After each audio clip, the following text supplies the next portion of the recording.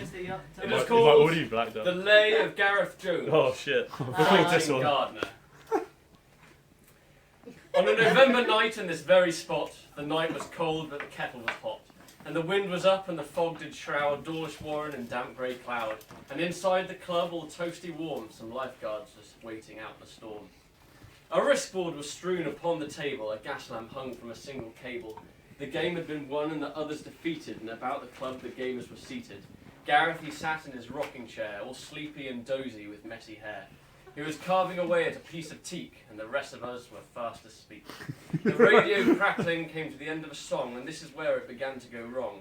The news came on, and it were terrible bad, and Gareth he listened, increasingly sad. Kim Jong-il, the despot of all North Korea, was keeping his subjects in a climate of fear. No freedom of speech, no freedom of press, caused the stirrings of anger in G's massive chest. The suffering was too much to endure, and Gareth looked wistfully at the door. Should he once go into the night and rescue these people from their dreadful plight? To defeat the tyrant would take courage and valour, but this was the time and now was the hour to put aside the things that could wait until later and go take on this deluded dictator.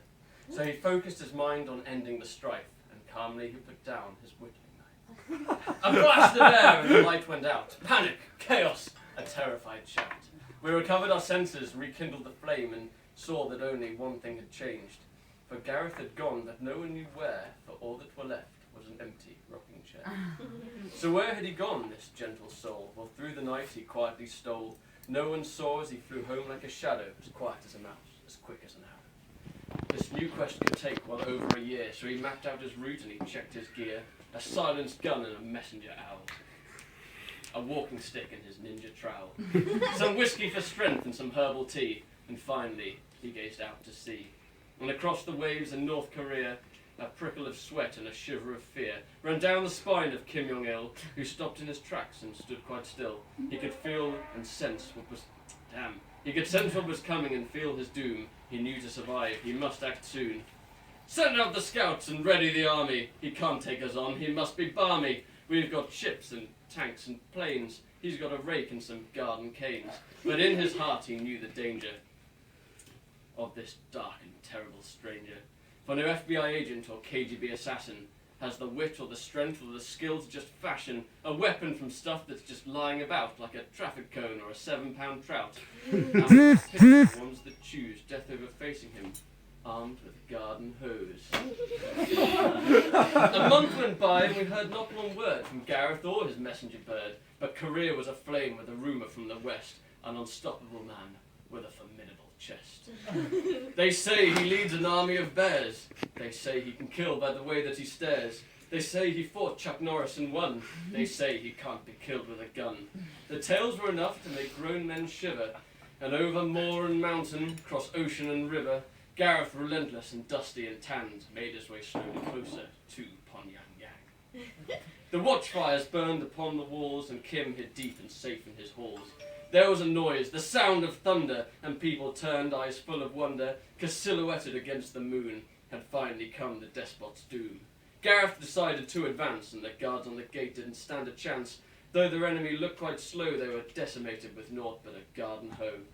The cavalry were called, but the horses took fright. The city gates were by now alight. Rockets flew and the artillery roared, and through the night the aircraft soared. But did they hit him? Not a chance. They may as well have been bombing France. In the morning, as the dust cleared, they searched the wreckage, and it was as they feared. In the flattened city, they wailed and moaned, for there was no sign of Gareth Jones. And miles away, disguised in a cloak, there walked a harmless-looking bloke, leaning on a staff made of cedar, towards the palace of the supreme leader. But before he could enter, there was one more trial that would exercise his considerable guile. Years before, a toxic spill had made a lot of children ill, and they had grown or mutated and gross, and one grew even larger than most, until it was plain for all to see it looked like a super mutant from Fallout 3. For this monster, life was hard, but he was chosen as Kim's personal guard. So this mighty ogre stood by the gate, top to toe in armour plate. Gareth threw off his cloak, and he said with a grin, "Step aside, sir, let me enter in. To get to Kim, you have to go through me," the giant shouted evilly.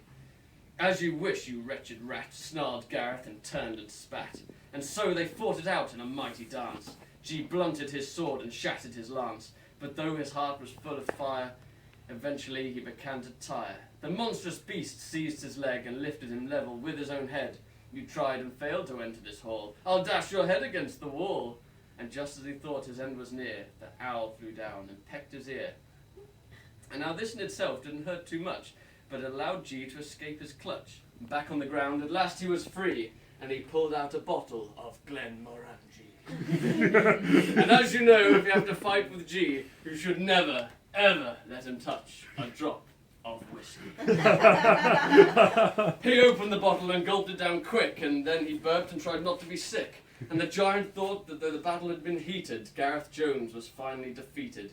But into G's eyes came a crazy look. His entire body quivered and shivered and shook. He screamed aloud and swore at the moon, and he seized from the ground an old rusty spoon. And with the spoon in hand, he drove the giant back, with the speed of a snake and the strength of a yak.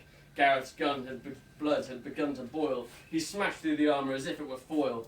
There was not he punched and grappled and bit and kicked and bit. There was not a single place he would not hit. And as blows rained down on this tormented soul, the giant thought he'd actually quite like to grow old. So he raised up his hand and his voice shook with dread.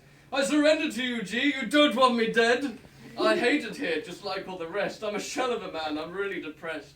The beer is weak and the food isn't hearty, and they never invite me to the Christmas party. Let me help your cause, let me fight on your side, and Kim Jong-il will have nowhere to hide. It's his fault that I am the way I am now. If you need to get in, then I'll show you how. And Gareth relented, and the rage left his head. And wiping his eyes, he slowly said, from this point on, you are my friend, and you will help me until my quests end. And meekly the Gryans agreed to assist in bringing down the communist. A week went by without one sound from G Unit or the new friend he'd found. And Kim must have thought the danger was past, because he brought out the booze and got himself trashed. He danced and sang and whooped and cried. He was sure that Gareth Jones had died. He triumphantly entered into his chamber, confident his men had dispatched the stranger. But there in the corner were two watchful eyes. Gareth had evaded all of Kim's spies, as still as a statue, as if carved from oak, till he chose his moment and finally spoke.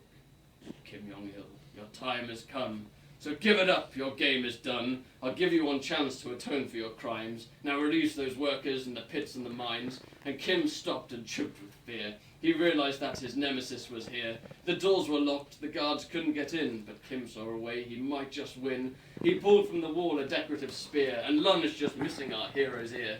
You will not take me alive, you meddling fools. It's my right to use my people as tools. But from the shadows the giant stepped, and from his hands the spear he swept. That attitude does you no favours at all. You abused me, and by our hands you'll fall. Silence fell upon the room. It was apparent this would be his tomb. Deliberately Gareth pulled out his trowel, and Kim let out an involuntary howl. He clutched at his chest and stumbled back. He hit the floor with a mighty crack. He lay there, utterly still, and that was the end of Kim Jong-il. Without having to strike one blow, G's reputation had brought him low. The giant just stared, his mouth agape, but Gareth just nodded and made his escape. A myocardial infarction was the official lie, and thousands of mourners pretended to cry. But Gareth alone, he knows the truth, and he's not about to share his proof. He landed at Dawlish through crashing white surf, and dragged a shape up onto the turf. He went to the clubhouse and picked up a spade, and haste went down to the beach he made. After he had finished the work, he sat in his rocking chair and listened with a smirk to the news reports of the untimely demise of the dictator who'd ruined so many lives. Now Kim Jong-il isn't in hell or in heaven, he's under the sands down by Groin 7. And we are all safe in our homes, under the watchful eyes of Gareth Jones.